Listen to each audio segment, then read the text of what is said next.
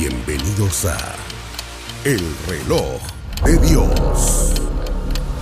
Las noticias actuales con el enfoque bíblico que muestra nuestro tiempo y ubicación. El enfrentamiento entre palestinos y la policía israelí en la explanada de las mezquitas. A medida que la guerra continúa, el número de personas que huyen. Hola, bienvenidos una vez más al Reloj de Dios. Soy Elsa Mariana García y para nosotros es una verdadera bendición poder llegar hasta ustedes para contestar a cada pregunta que va surgiendo del tema que te vamos presentando en cada uno de los programas. Damos la bienvenida al apóstol Sergio Enríquez, con quien nos preparamos de verdad con todo el honor que se merece, pues el hecho de poder hablar de un tema de Dios. Y apóstol, como siempre, pues usted escudriñando las Escrituras con tanto conocimiento, pero también con ese temor de Dios para llegar y hablar de un tema que a veces es complejo. Sí, bueno, gracias, Elcita. Sí, aquí estamos para poder predicar, ser pregoneros, heraldos, y sí, tiene que haber un temor. El apóstol Pablo le pedía a la gente que orara por él para que cada vez que abriera su boca pudiera llevar el mensaje divino, a pesar de que él tenía unas experiencias extraordinarias. Se lo habían llevado al tercer cielo, se lo habían llevado al abismo, se lo habían llevado al paraíso, que son tres cosas distintas, por cierto, ¿verdad? Que no es el tema, pero son tres cosas distintas. Claro. Y tenía tanta revelación, lo visitaban ángeles y una revelación tremenda, y él de todas maneras temblaba cuando le tocaba ministrar la palabra. Creo que eso es bien importante, que cada uno de nosotros no lo perdamos, ¿verdad? No se trata de llegar a tener cierta experiencia en el púlpito y convertirnos en predicadores profesionales, sino en heraldos que de veras tiemblen ante la palabra de Dios. El apóstol Pablo, para poner el ejemplo, nuevamente decía: no quiero ser un heraldo descalificado.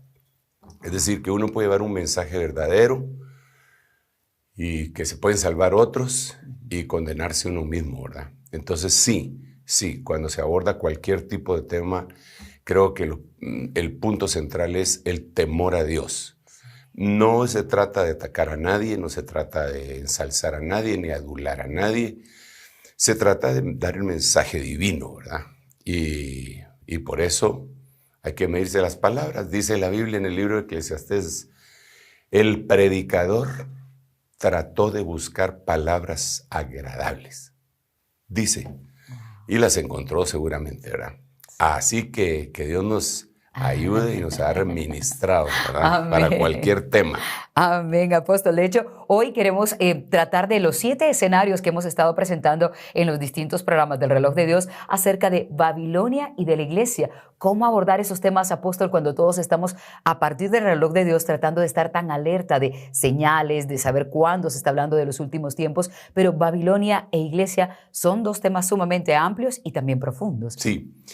Sí, bueno, mira, yo lo que logro ver es que si nosotros no desgranamos los escenarios, nos va a ser un poco difícil entender el tiempo exacto. ¿Qué tiempo? El tiempo del retorno del Señor Jesucristo. La Biblia dice claramente que nosotros debemos de conocer los tiempos. No conocer los tiempos puede ser causa de maldición. Por ejemplo, le dice el Señor a Jerusalén: por cuanto no conociste el tiempo de tu visitación, no conociste el tiempo de tu visitación. Bueno, tu casa va a ser dejada desierta, te viene algo malo. Pero si hubieras conocido ese tiempo, tu paz sería como la de un río. Entonces, lo vemos en el Antiguo Testamento cuando los primeros que marchaban en el desfile divino allá en el desierto era la tribu de Judá, acompañados por Isaacar y Zabulón, que eran los 3 tribus que iban al principio. Y Isaacar, según Primera de Crónicas, capítulo 12, verso 32, era experto en conocer los tiempos. ¿Qué tiempos? Pues todos los tiempos, ¿verdad? Porque cuando nos vamos a los tiempos, tenemos que entender que existe en Eclesiastés capítulo 3 14 parejas de tiempos. Tiempo de reír, tiempo de llorar, tiempo de amar, tiempo de odiar, tiempo de tirar piedras, tiempo de recoger piedras, etc. 14 parejas que se convierten en 28 tiempos. Pero eso no quiere decir que esos sean los únicos tiempos que la Biblia marca. Entonces, para que nosotros conozcamos los tiempos, Dios dejó eventos. Es decir, yo insisto mucho en esto. Dios fecha con eventos. Dios no fecha con fechas. Dios no generalmente para estas cosas no dice en tal fecha, en tal hora va a pasar tal cosa. En algunas oportunidades sí lo dice. Por ejemplo, vemos a un profeta que le dice a una mujer, el próximo año, para esta hora vas a estar arrullando un bebé. Entonces ahí sí le dio un tiempo específico, pero la mayoría de las veces Dios lo que hace es decir, va a haber un evento, estén atentos. Por ejemplo, cuando veáis que la higuera se enternece, sabed que el verano está cerca. La higuera es Israel. Entonces, fecha con eventos. Cuando veáis que todas estas cosas empiecen a suceder, erguidos y levantad vuestras cabezas porque vuestra redención se acerca. Entonces puso un evento. ¿Cuál era el evento? Maremotos, crecimiento de los océanos a todo nivel, angustia entre las naciones. Esa es una señal, ¿verdad? Entonces él está señalando con eventos. Entonces, por la pregunta que tú inicialmente hacías, era ¿cómo distinguir todo eso? Lo primero es como que si un médico cirujano, o no sé qué clase de especialidad tendría que ser ese, que pone en su mesa a alguien que ya murió y lo empieza a partir para desgranar y ver cómo está allá adentro, ¿verdad? Creo que nosotros tenemos que poner todos los eventos y clasificarlos para saber qué hora es en el reloj de Dios. Entonces, dentro de ellos está la tierra, el mundo, el cosmos, Israel, la familia, y estos dos temas que tú mencionas, el mundo, o Babilonia, perdón, Babilonia y la iglesia. Quiere decir que lo que suceda en la iglesia también es una señal de la proximidad del Señor Jesucristo, del retorno de Él. Entonces, para ver eso, digamos, les voy a leer un versículo que está, vamos a ver en 2 Tesalonicenses, en el capítulo 2, me parece, permítame que lo busque, porque quisiera leerlo textualmente. Más o menos me recuerdo, pero quisiera leerlo mejor. Dice, pero con respecto a la venida, entonces ahí ya estamos hablando del regreso, el retorno de nuestro Señor Jesucristo y a nuestra reunión con Él, os rogamos, hermanos, que no seáis sacudidos fácilmente en vuestro modo de pensar. Bueno, esto me deja ver que va a venir una especie de terremoto mental, sí, ¿verdad? Y que mucha gente va a ser sacudida en su manera de pensar y van a declinar cosas que creían como verdaderas y las van a olvidar. Pues sigamos leyendo. No seáis sacudidos fácilmente en vuestro modo de pensar, ni os alarméis, ni por espíritu, ni por palabra, ni por carta, como si fuera de nosotros, en el sentido de que el día del Señor ha llegado. Esto es bien interesante, porque lo que está diciendo, en otras palabras, es tengan mucho cuidado en fechar la gran tribulación. El día del Señor en la Biblia es la gran tribulación, es un periodo de 7 años. Entonces, muchos confunden esto del día del Señor con el regreso del Señor, y no es eso. El regreso del Señor se divide en otras facetas que en algún momento las podemos conversar, pero cuando Él dice el día del Señor, es la gran tribulación, la semana 70 de Daniel, 7 años de trabajo sobre la nación israelita. Entonces dices, lo que está diciendo aquí el Señor es, ese día, esa gran tribulación, ese gobierno del anticristo, esa unidad completa de las naciones, esa globalización a todo nivel, no se va a dar por completo hasta que sucedan varias cosas. Y lo dice en el siguiente versículo, en el verso 3, que nadie os engañe en ninguna manera, porque ese día, esa tribulación, no vendrá sin que primero venga la apostasía. Entonces, tenemos que, aquí hay un periodo de 7 años y una de las señales de que ya va a venir ese día es que va a haber una apostasía. Hay una versión en inglés que se llama la versión amplificada, Amplified, y esa versión dice la apostasía generalizada. No solamente dice apostasía, sino que generalizada. Cuando vemos el contexto nos damos cuenta que es una operación de error, pero a todo nivel. Cuando al Señor Jesucristo le preguntaron en Mateo capítulo 24, dinos cuándo serán estas cosas, cuándo será la señal de tu venida y del fin del mundo. Lo primero que él dijo fue, mirad que nadie os engañe. Entonces, lo primerísimo que él dijo fue eso, mirad que nadie os engañe. Entonces, la operación de error trae engaño. ¿Cómo nos podemos nosotros vacunar contra el engaño? Ojalá hubiera vacuna. Sí, sí la hay. Hay vacuna y es la palabra de Dios, el contexto y la llenura del Espíritu Santo. Porque cualquiera puede utilizar, aún el diablo utilizó la palabra en el monte de la tentación. Cuando le dijo al Señor, lo primero que le dijo fue que convirtiera las piedras en pan, y el Señor le dijo, no solo de pan vivirá el hombre, escrito está, le dijo. Entonces el diablo dijo, entonces también yo voy a sacar el escrito está. Entonces le sacó un verso bíblico, se lo llevó al pináculo del templo y le dijo, lánzate, porque escrito está. A sus ángeles mandará para que tu pie no tropiece con piedra. Pero hasta ahí paró.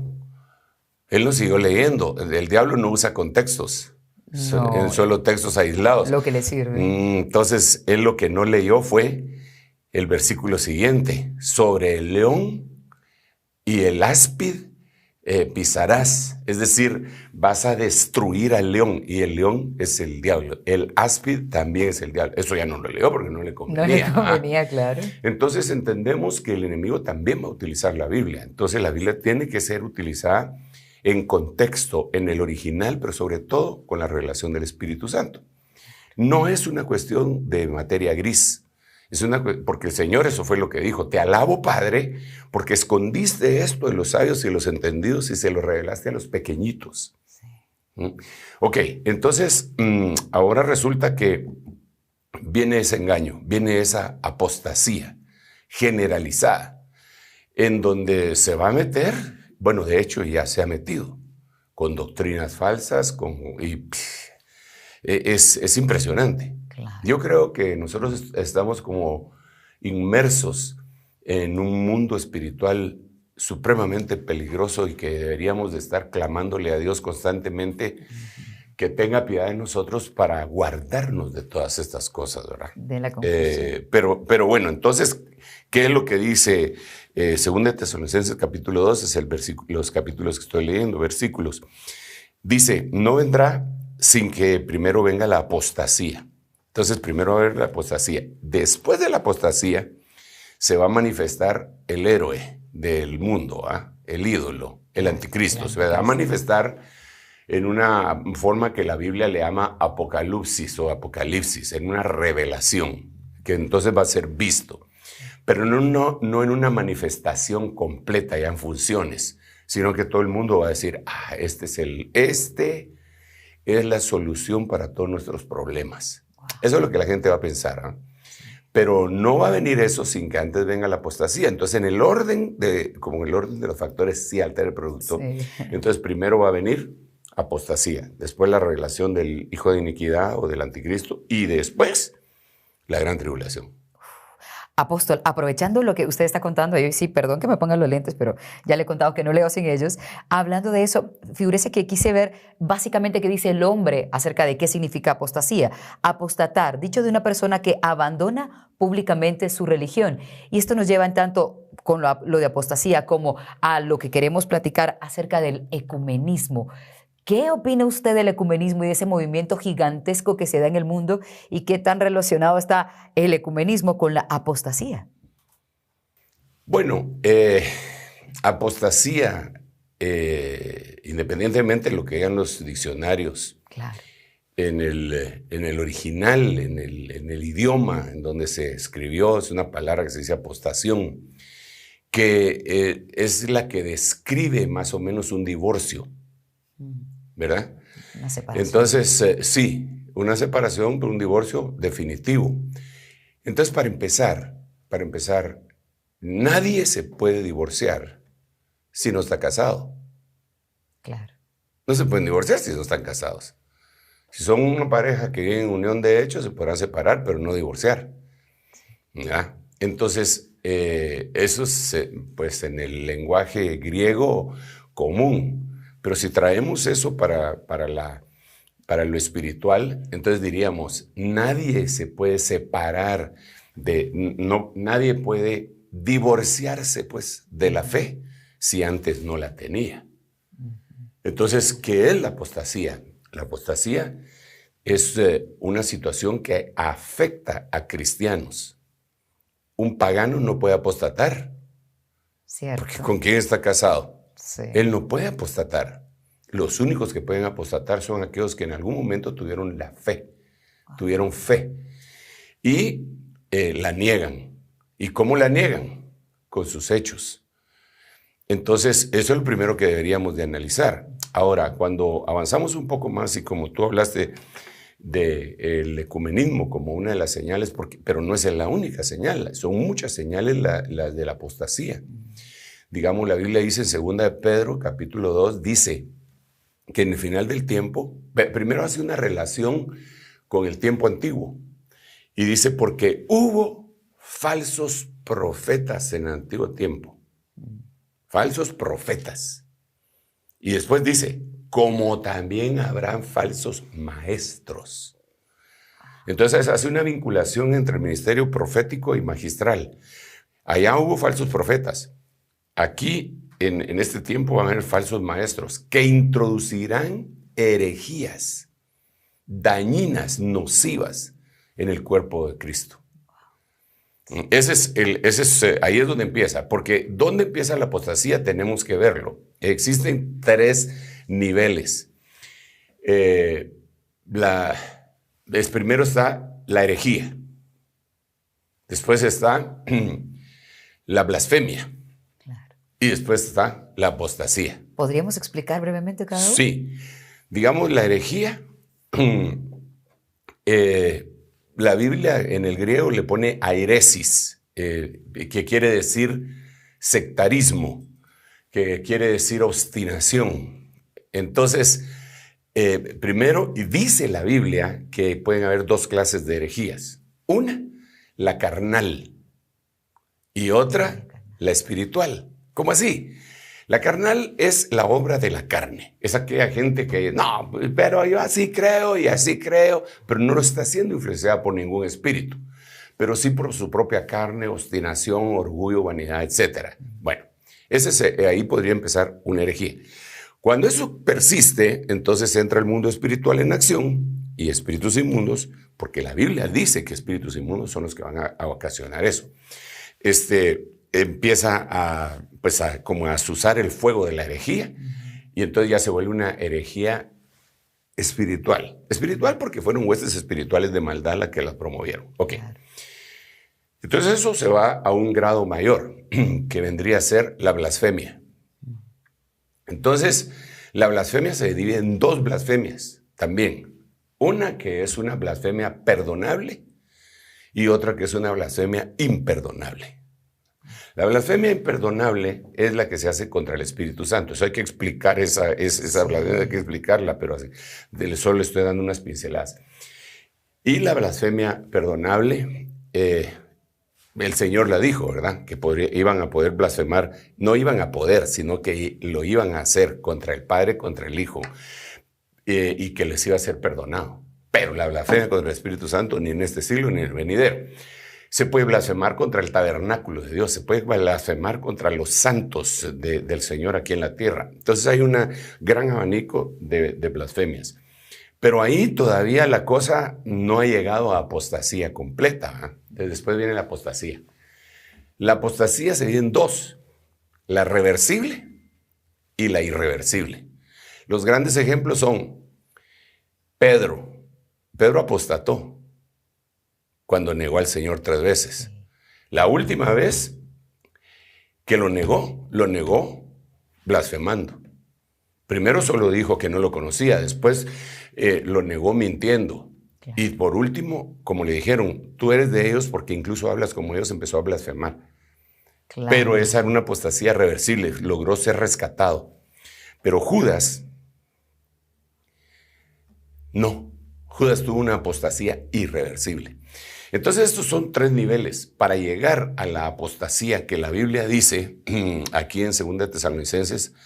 Lo primero que va a suceder es que maestros se van a introducir engañando con argumento humano, argumentos puramente humanos, hablando como corderos pero realmente siendo dragones.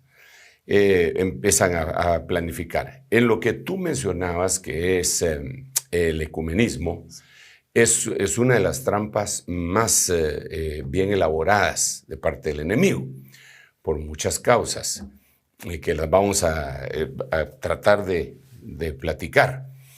Pero para mí que son tan abundantes, ¿verdad? Que digo yo, Padre Santo, ¿por dónde empiezo? ¿Por dónde empiezo?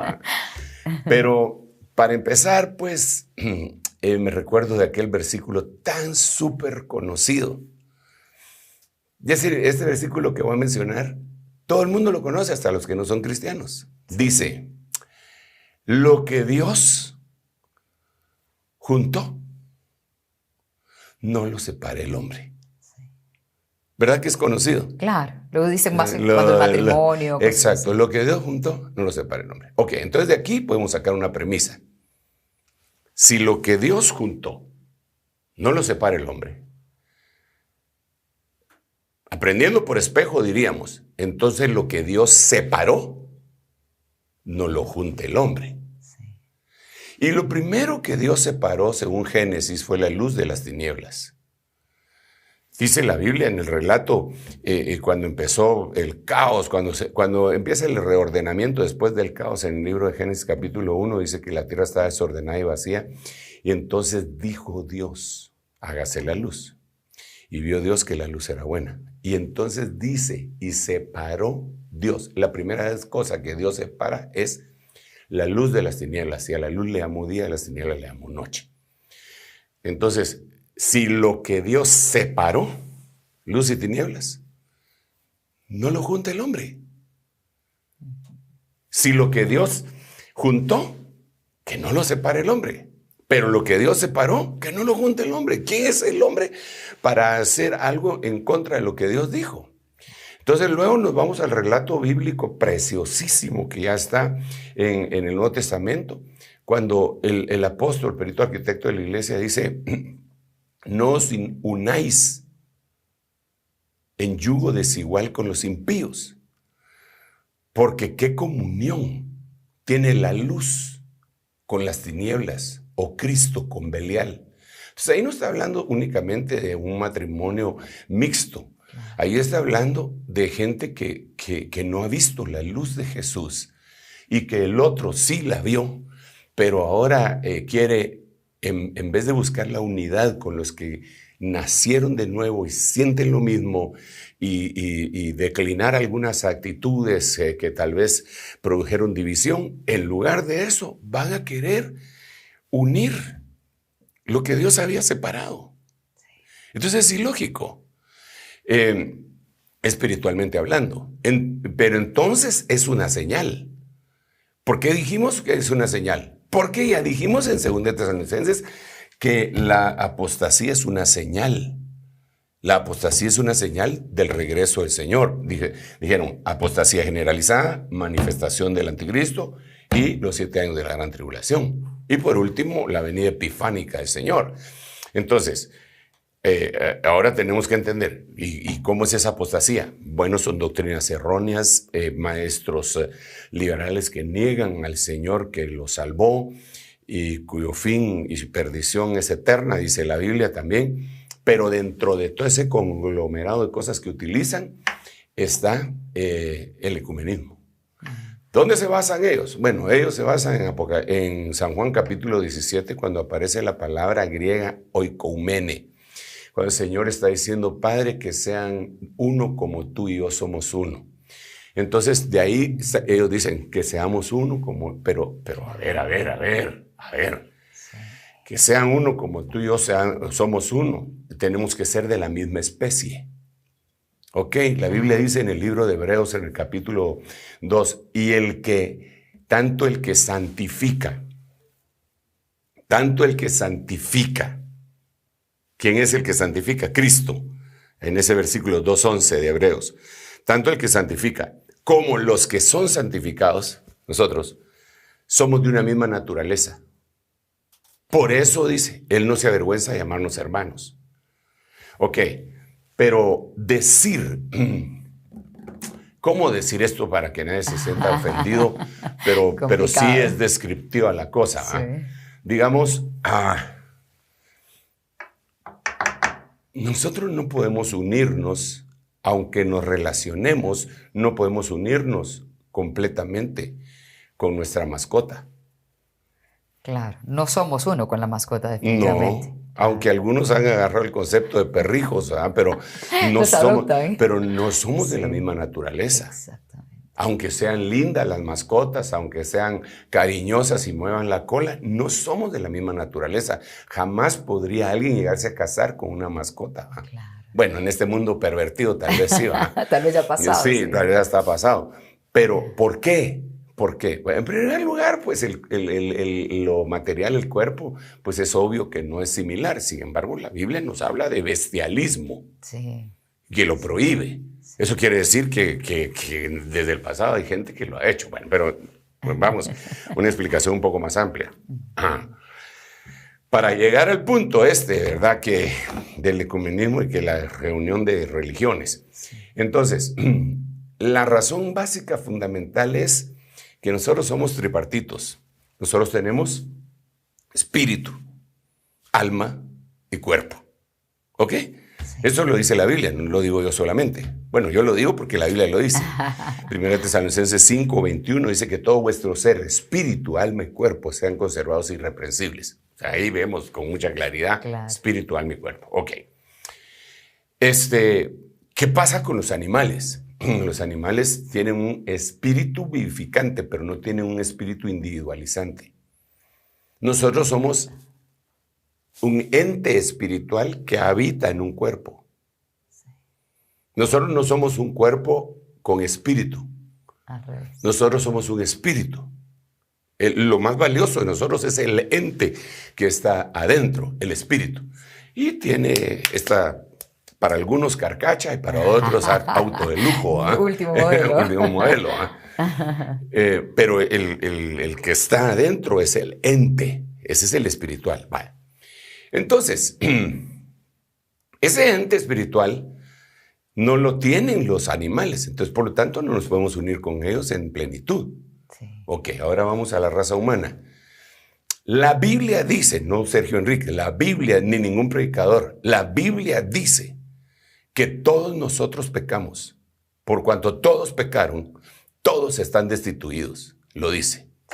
La Biblia dice en Efesios y Colosenses que nosotros estábamos muertos en nuestros delitos y pecados. Y Él nos resucitó. Entonces quiere decir que se murió de nosotros. ¿Qué se murió? Porque tú antes de ser cristiana, pues ibas y venías, no estabas muerta. Y tu alma tenía interacción y tenía soluciones y decisiones y todo. Así que tu alma tampoco estaba muerta. Te fuiste a estudiar, sacaste un degree, lo que sea, era tu alma. Sí. Pero el espíritu estaba muerto. ¿Por qué? Porque Efesios y Colosenses dice que estábamos muertos en nuestros delitos y pecados. Llega Cristo y nos vivifica. Entonces ya estamos vivos en las tres partes. Entonces, ¿cómo me voy a juntar con alguien para unidad genuina? Claro. Para unidad, comunión, porque la palabra comunión viene del koinos, que quiere decir común, que somos iguales. Entonces, ¿cómo vamos a reunirnos nosotros con alguien que no nació de nuevo, que todavía está muerto, su espíritu? No se puede. Sí se puede sentarnos y comer y platicar y yo exponerle el evangelio. Pero mientras esa persona no nazca de nuevo, no estoy diciendo religiones, no estoy diciendo que se vuelva evangélico, no estoy diciendo nacer de nuevo. Eso fue lo que el Señor le dijo en San Juan capítulo 3 a Nicodemo. Te es necesario nacer de nuevo. Entonces, Padre, que sean uno, como tú y yo somos uno, porque los dos están vivos. Sí. Pero ¿cómo le puedo decir yo a alguien que sean uno?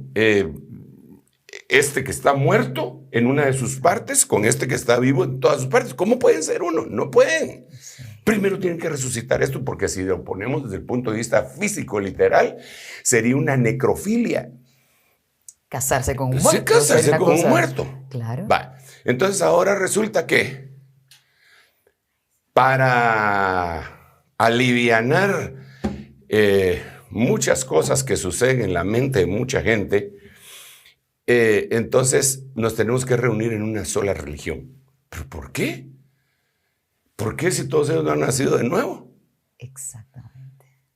Si aquel no nació de nuevo, aquel no nació de nuevo, aquel no nació de nuevo, y yo sí nací de nuevo, porque me voy a juntar con ellos para adorar a Dios. Me puedo juntar con ellos para darles un pan si están muriendo de hambre. Me puedo juntar con ellos para que entre los cuatro paremos una inundación y pongamos sacos de cemento y no lleguen a nuestras casas. Sí. Pero eso no es adoración. Pero ya tener comunión, llamémosle así, espiritual, eso no es, eso es una apostasía. No se puede, está prohibida. Y eso lo vemos en la Biblia. Eso no es que lo diga yo. Mira, hay varios pasajes tan lindos en la Biblia, ¿verdad? Por ejemplo, les voy a leer uno. Lo quisiera leer en el libro de Esdras, me parece que está, en el capítulo 4. Solo déjenme que les ilustre para los que no han leído el capítulo 4 de Esdras de qué se trata. Resulta que Esdras y Nehemías son dos libros que hablan de la restauración de Jerusalén y de Israel y del templo y del altar. Todo aquello había quedado devastado en la invasión babilónica. Lo destruyeron, todo. Se llevaron los vasos sagrados, hicieron pedazos a Israel. Entonces, los que estaban cautivos en Babilonia, Dios da una orden y los envía de regreso a Jerusalén para que restauren. Entonces ellos vienen y empiezan a restaurar. Cuando están restaurando, se les acercan unos que no eran israelitas. Y les dicen lo siguiente, ahora voy a leer. Cuando se enteraron los enemigos de Judá y de Benjamín, fíjate que eran enemigos, no eran amigos, enemigos de Judá y de Benjamín, de que el pueblo del destierro, es decir, los que se habían llevado a Babilonia, estaba edificando un templo al Señor, Dios de Israel. Entonces los enemigos llegaron y le dijeron a Zorobabel y a los jefes de las casas paternas, vamos a edificar con vosotros, porque como vosotros buscamos a vuestro Dios, fíjate cómo le dicen, como vosotros buscamos a vuestro Dios. Ahí se están descubriendo. Sí, claro. Porque no dice nuestro Dios, sí, claro. Vuestro Dios. Sí. Bueno, entonces, porque como vosotros buscamos a vuestro Dios y le hemos estado ofreciendo sacrificios desde los días de Esar-Adón, rey de Asiria, que nos trajo aquí. Pero Zorobabel y Yeshua y los demás jefes de casas paternas de Israel le dijeron, no tenéis nada en común con nosotros para que juntos edifiquemos una casa a nuestro Dios. Wow. En otras palabras, no hay que mezclar el cebo con la manteca. Sí.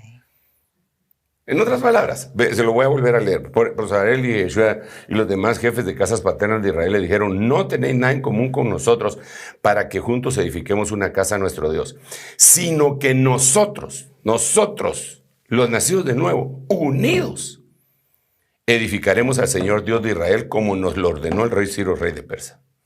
Pero ustedes no tienen nada que ver con nosotros. ¿Discriminadores? Bueno, si así le quieren llamar, ¿verdad? Claro. Entonces, el problema con el ecumenismo es que presentan varios argumentos puramente humanistas y tratan de unir lo que no se debe de unir, la luz con las tinieblas. Digamos, un enemigo en común. Mira, es un tema tan amplio que... Únicamente le quería pedir que hagamos una pausa porque tenemos un material que les queremos mostrar al regresar de la pausa que nos da un contexto de cuál es la situación del ecumenismo ahora mismo en Guatemala y otros países, y así el apóstol los puede seguir guiando con esta explicación para que no nos dejemos engañar. Una pausa y regresamos ya. En un momento regresamos con El Reloj de Dios. Estamos de vuelta con El Reloj de Dios. Gracias por seguir acompañándonos en El Reloj de Dios. Y tal y como lo ofrecimos antes de la pausa, vamos ahora a ver el material acerca del ecumenismo y cómo es que ha estado permeando en diferentes religiones, culturas y países. Aquí tenemos noticias al respecto.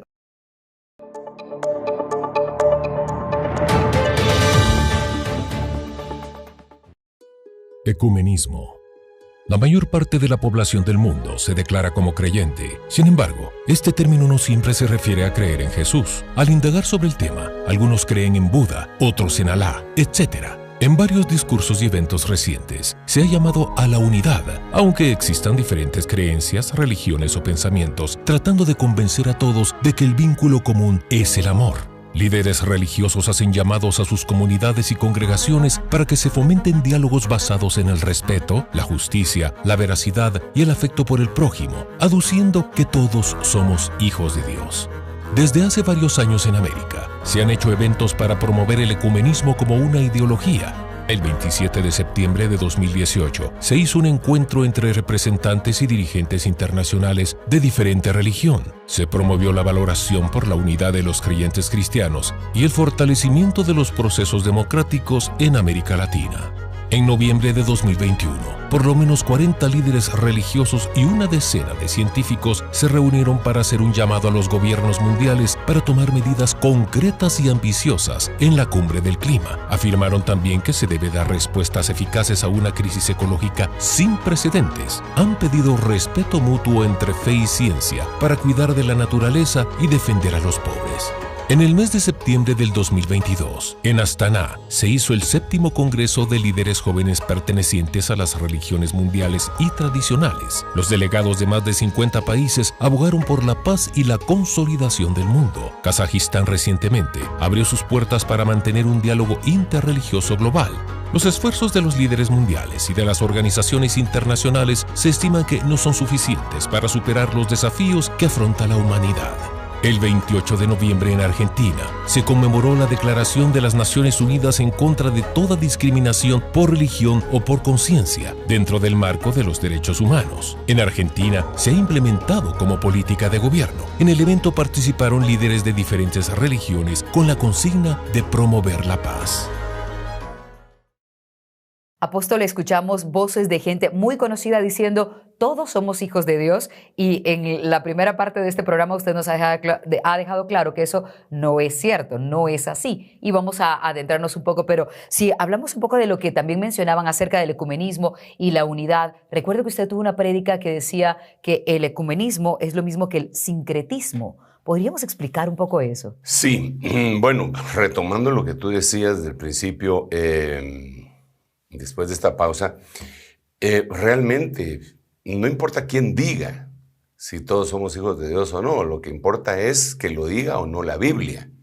Y la Biblia dice en San Juan capítulo 1, del 12 en adelante, hablando de Jesús, nuestro Señor, dice: a los suyos vino y los suyos no le recibieron. Mas a todos los que le recibieron les dio el poder de llegar a ser hechos hijos de Dios. Entonces los que no le reciben se pueden decir que sean hijos de Dios, aunque busquen de cabeza en las montañas del Tíbet, bajo los gélidos climas que ahí se dan, y se fustiguen y se pongan silicio y lo que quieran. No pueden, no pueden ser hechos hijos de Dios porque es únicamente a través del Hijo de Dios que se llama Jesucristo. Sí. Entonces, es antinatural espiritualmente hablando. Eso no puede ser. Lo que hemos oído es una apelación al sentimiento y al intelecto, pero no al espíritu, ni al espíritu de la palabra. Yo veo que desde el principio, cuando la iglesia, las iglesias empezaron a tratar de evangelizar el mundo conocido, desde épocas antiguas, hombre, que cuando empezaron a querer reconquistar Jerusalén, porque la consideraban que era la cuna de toda la bendición, olvidándose que Jesús les había dicho, vuestra casa será dejada desierta hasta que digáis bendito el que viene en el nombre del Señor. Entonces, ya desde el año 1000 empezaron a hacer aquellas cruzadas, los valientes cruzados cristianos que pasaban violando muchachas y todo en el paso hacia Jerusalén, que eso está súper documentado históricamente, pero se llamaban cristianos. Y de ahí hubo un odio contra el cristianismo porque ellos no era cristianismo lo que llevaban. Claro.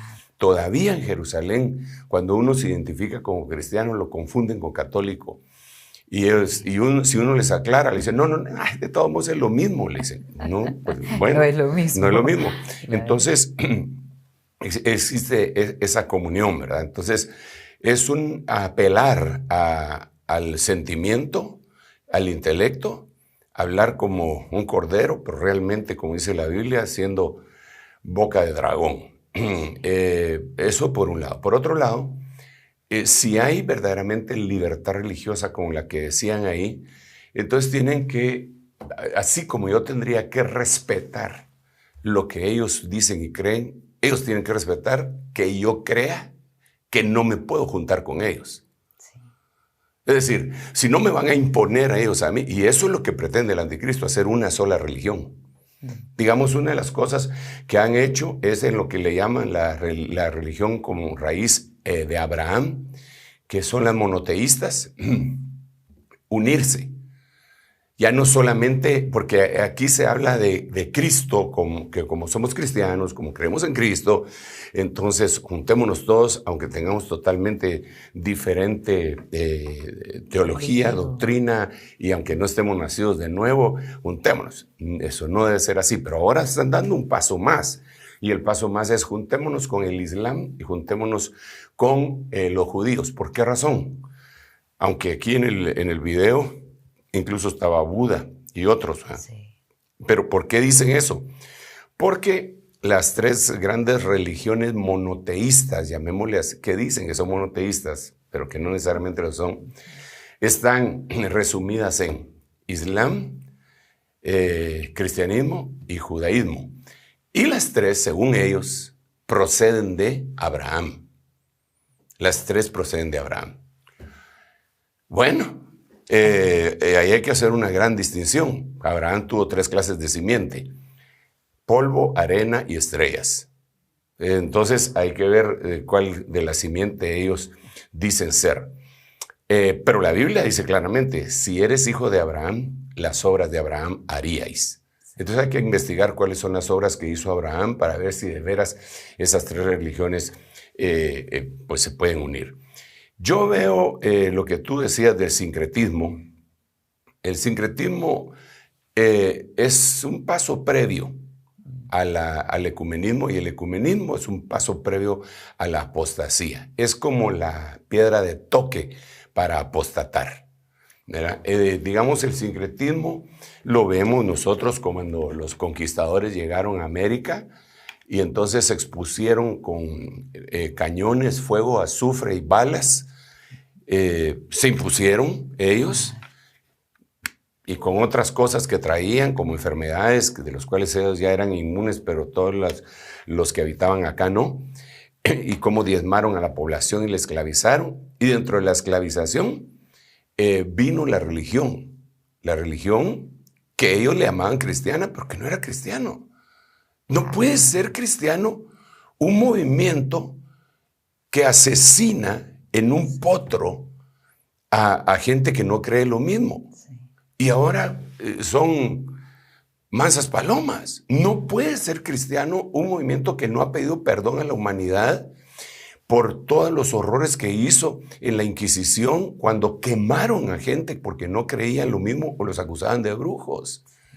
Por favor, es que si nos olvidamos de eso, no puede ser cristiano aquel movimiento que emparedó a monjas que quedaban embarazadas para que no se diera a conocer el escándalo. No puede ser llamado cristiano eso. Entonces ellos conquistaron. Perdón, no sé si me estoy exaltando, no, es que yo me emociono cuando hablo. Claro, claro. Pero volvamos otra vez al punto. Entonces ellos impusieron una religión. Sí. Pero les pasó lo que le pasó a aquella mamá que llevó a su niñito a la escuela dominical. Y estando en la escuela dominical, el muchachito estaba sentado así, desplayado, como se sientan los patojitos, ¿verdad? Relajado. Relajado. Y entonces la mamá le dijo, párate, no miras que están orando. Ay, no quiero, párate. No quiero. O te parás o te las vas a ver conmigo cuando lleguemos a la casa. Entonces se paró el patojito y la mamá con cierta dejo de triunfalismo lo volteó a ver y ella le dijo, pero por dentro estoy sentado, le dijo. O sea, estoy contra mi voluntad de esta manera. Por dentro. Entonces eso fue lo que pasó en América. Sí. Ellos impusieron el cristianismo, pero por dentro ellos estaban sentados. Ellos estaban sentados en sus sacrificios paganos que hacían acá. Ellos estaban sentados en sus sacrificios de animales que hacían acá. Ellos estaban sentados en sus sacrificios humanos que ellos hacían acá y que han resurgido con el movimiento indigenista a nivel de América, de Pachamama en Sudamérica y otro montón de que mejor ni menciono. Entonces, ahora todos los caminos llevan a Dios. Eso no es cierto. Hay un solo camino. Eso lo dijo él, el camino lo dijo. Hay un solo camino. El Señor dijo, hay un solo Dios y un solo mediador entre Dios y los hombres, Jesucristo hombre. El mismo Señor Jesucristo en el libro de San Juan dice, muchos vinieron antes que yo, pero eran salteadores y ladrones. Yo soy la puerta de las ovejas. El que por mí entrará y saldrá y hará nuevos pastos.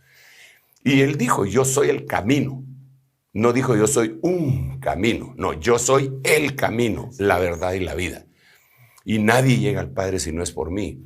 Entonces el sincretismo le permitió a la gente hacer un montón de cosas. Y se dan, ¿verdad? Nosotros lo podemos ver aquí en Guatemala. Guatemala incluso es un atractivo turístico ir a Chichicastenango y ver el sincretismo en el altar de la catedral de ahí. Y es como que sin nada. ¿Verdad? Hasta con bendición. Pero es sincretismo. Entonces, yo creo que nosotros, sin ser legalistas ni los portadores absolutos de la verdad, sino que sabiendo que cada día vamos conociendo un poquito más de Dios, debemos de apartarnos para Él y no caer en esta trampa. Mira, yo creo que uno de los argumentos que está utilizando el enemigo, porque es una trampa. ¿Cuál es la trampa? Como bien sabemos, en los últimos días, y por eso existe la simbiosis ahí entre el escenario Babilonia e iglesia. Sí. Digamos, una de las cosas es el movimiento que ha avasallado de una manera, Padre Santo, tan insospechada e ilógica, que es el LGTBI, sí. Más. Porque le pusieron signo más porque lo que sigue es la pedofilia, que ya lo están trabajando. Entonces, por un lado, ese es el anzuelo. Entonces, ahora resulta que los que se oponen a ese movimiento, que es antinatural, desde luego, ¿verdad?, son algunas religiones. ¿Cuáles son las religiones que se oponen? Se oponen los llamados cristianos o los cristianos verdaderos, se opone el mundo musulmán y se opone el verdadero judío ortodoxo. Entonces ellos tienen un factor de cohesión que no es Cristo, sino que es una pelea contra lo que está haciendo el LGTBI+. Sí. Entonces estos se unen aunque no piensan lo mismo. La Biblia dice en el libro de Daniel que así como ellos se mezclarán con simientes humanas, pero así como viste que el barro no se puede mezclar con el hierro, así ellos se mezclarán con simientes humanas, pero no llegarán a tener una unidad granítica, porque no tienen el factor de cohesión. El factor de cohesión se llama Jesucristo. Entonces, por miedo a que este grupo va avanzando y se mete hasta en el mundial, claro, ¿verdad? Y se mete, sí.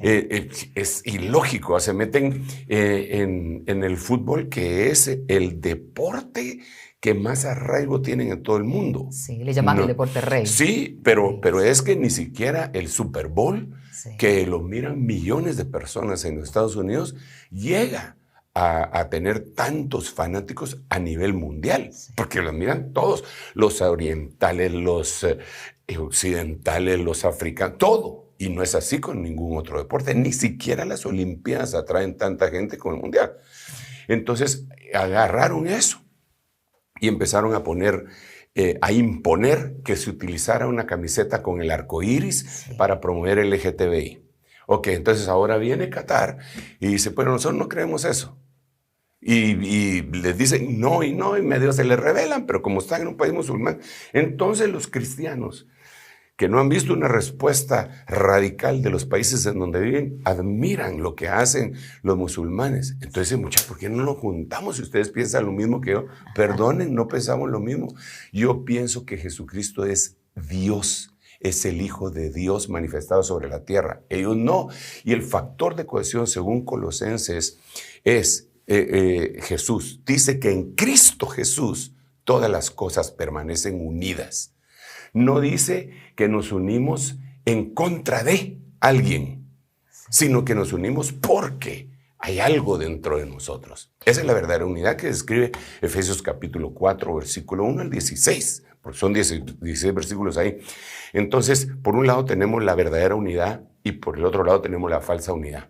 La verdadera unidad debe de ser con los que tienen lo mismo. Dice, esforzados por mantener la unidad del espíritu, el espíritu humano, sí, para luego llegar a alcanzar la unidad de la fe, ese es el alma.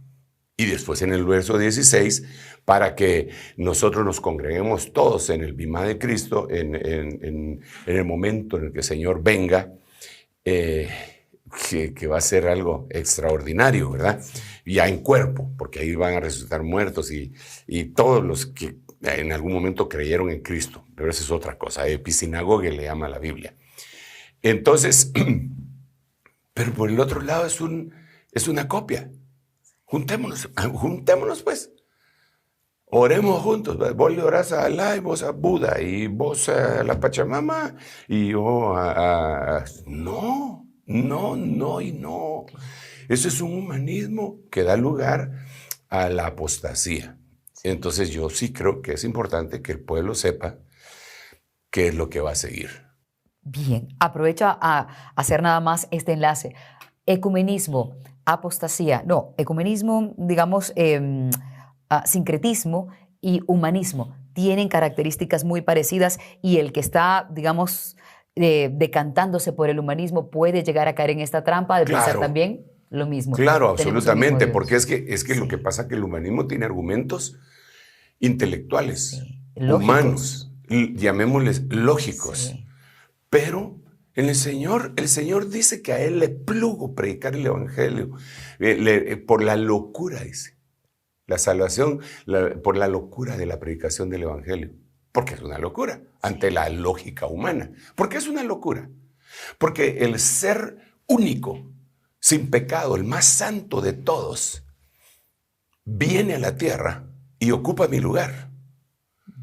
Y yo, que soy un pecador infeliz, que merecía el infierno de fuego eternamente, Él llega y dice, yo tomo el lugar de Él.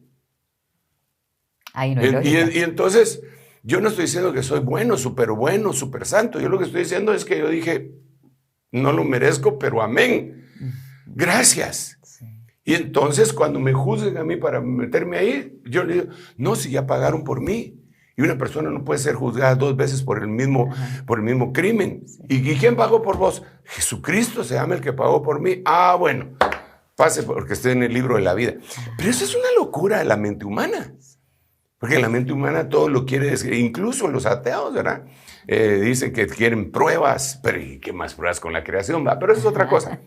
Entonces, sí, el humanismo. Pero como veo que el tiempo nos avanza, yo quiero decir algo antes de que nos vayamos, y es lo siguiente. La Biblia dice, en Apocalipsis capítulo 11, que el Señor, mejor lo voy a leer, Apocalipsis capítulo 11, que el Señor le dio una vara de medir al apóstol Juan. Vamos a ver. Dice, me fue dada una caña de medir semejante a una vara. Estoy leyendo Apocalipsis 11:1. Y alguien dijo, levántate y mide el templo de Dios y el altar y a los que en él adoran. Pero excluye el patio que está fuera del templo, no lo midas, porque ha sido entregado a las naciones. Fíjate bien, no midas el patio, no midas el atrio. ¿Por qué? Porque fue entregado a las naciones. Aquí dice las naciones, pero la palabra nación no existía cuando ellos escribieron. Fue entregada a los gentiles, fue entregada a los paganos, a las etnias, a las razas. ¿Cuál? El templo. Pero ahorita no hay templo.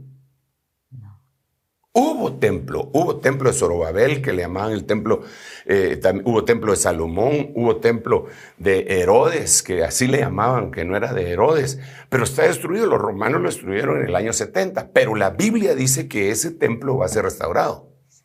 Y aquí está la prueba, porque a Juan en el libro de Apocalipsis le dicen que vaya al templo, levántate y mide el templo, o sea que hay un templo. En Apocalipsis 11. Quiere decir que lo tuvieron que haber restaurado. Tuvieron que haber restaurado el templo. Pero fíjate, pero el patio no lo midas. ¿Por qué? Porque ha sido entregado a las naciones. Y éstas hollarán la ciudad santa por 42 meses. Ok, entonces después aparecen los 2 testigos, una historia extraordinaria, preciosa.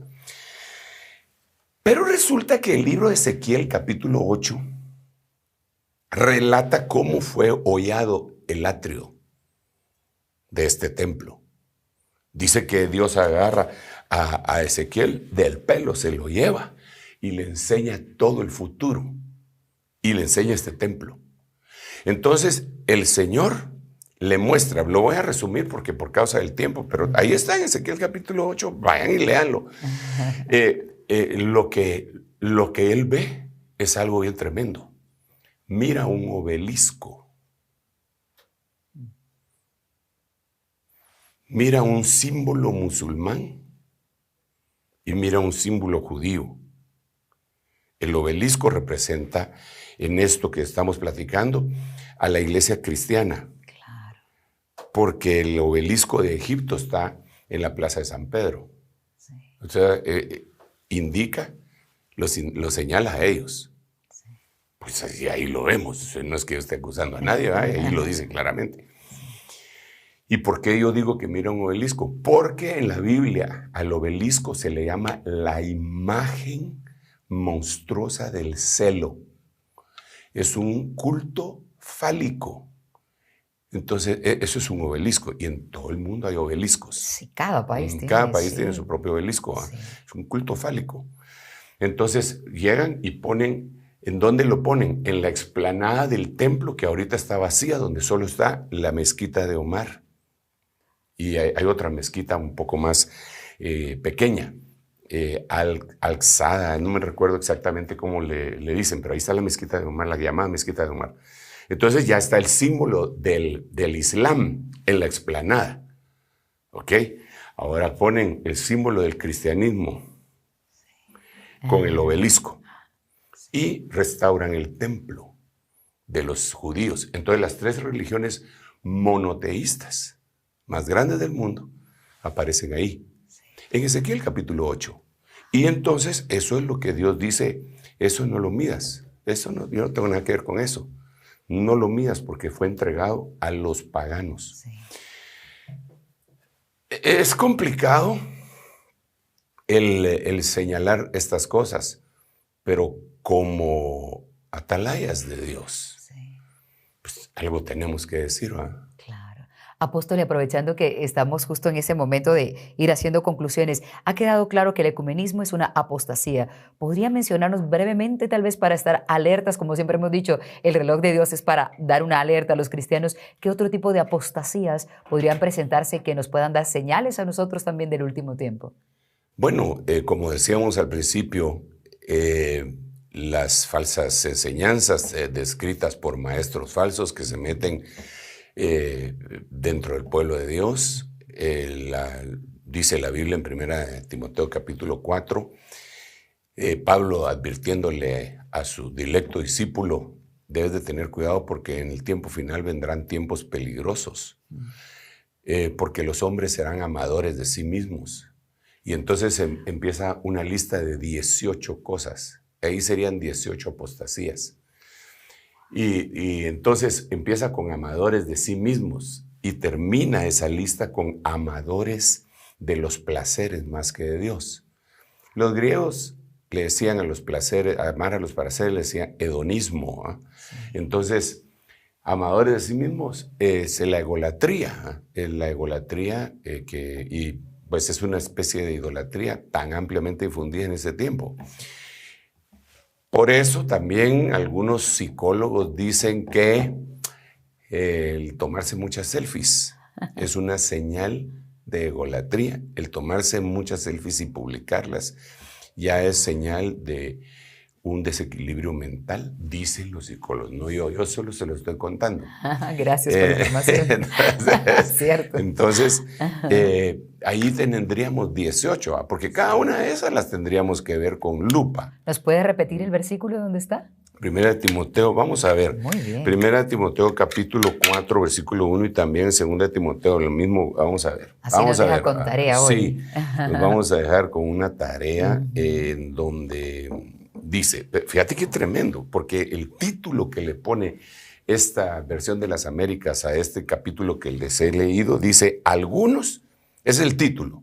Eso no está en el original. Pero esto se lo pusieron los traductores. Algunos apostatarán de la fe. Es el título.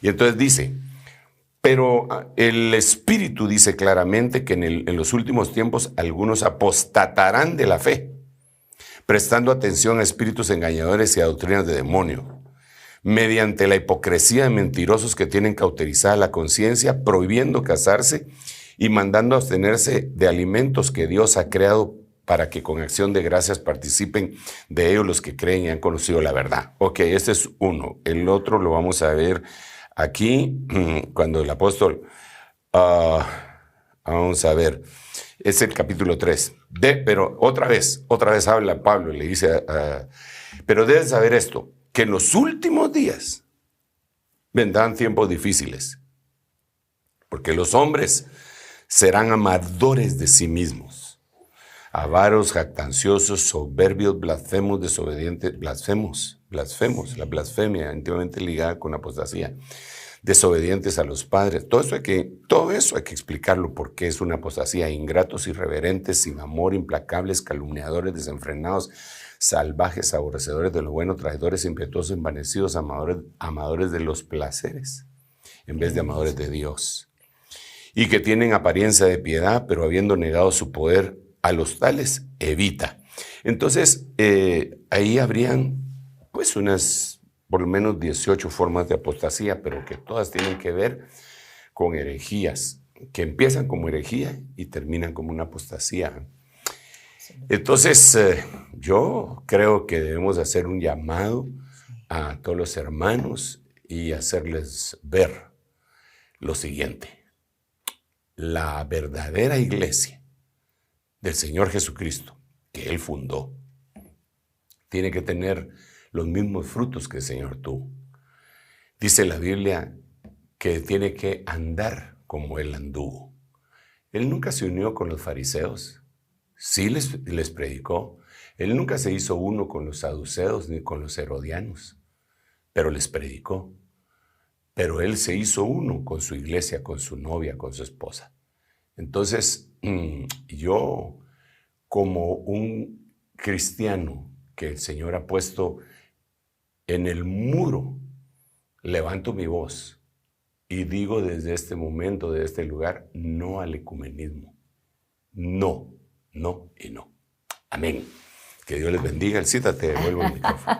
Gracias, apóstol. Dios lo bendiga también. Y a ustedes, gracias por habernos acompañado hoy. Recuerden que si han visto a personas que tienen un tipo de confusión relacionada con el humanismo, sincretismo o el ecumenismo, es el momento de compartir este material y compartirles sobre todo la sabiduría que hay en la Biblia compartida por el apóstol Sergio Enríquez. Apóstol, nos encontramos en nuestro siguiente programa. Primeramente Dios. Amén, que así sea. Cuídense mucho, hasta pronto. Esto fue El Reloj de Dios. Un mensaje de esperanza en medio del acontecer mundial. Esta es una producción de Rema Communication Group y Ministerios Ebenecer.